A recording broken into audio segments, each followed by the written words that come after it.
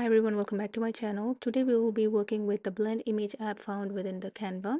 And from here, go to apps, find the blend image app here.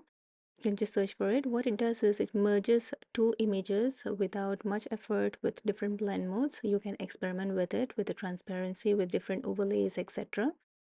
You have to select two files or you can upload two files, and then what it does is we will get this preview of the blended image in this box over here. So I have two images over here. So once you have them, you have to click on the bottom layer and top layer selection. After that, you have to choose the blend mode.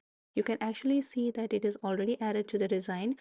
So what I don't like about this is that no matter how we place the images, whether we rotate it, whether we put it upside down or whatever, it doesn't update. What is happening is that the preview is showing you what the actual image was originally uploaded. So once you have that, you can actually choose the blend mode.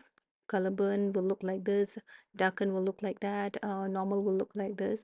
So once you have chosen how you want your final image to look like, you can click on the add to design button and you will get a separate file altogether.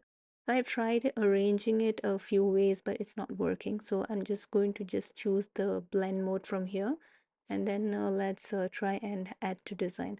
So you can see that a new design is uploaded. So this is going to be a separate image. So we can delete this.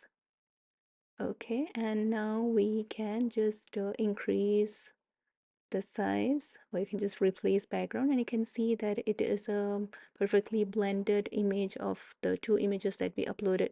This is actually pretty cool, and if you want a different variation or different way of placing, maybe you have to save it as a separate file somewhere and then you have to come back to it. For more videos like this, please like, share and subscribe. Thank you so much for watching. Bye bye.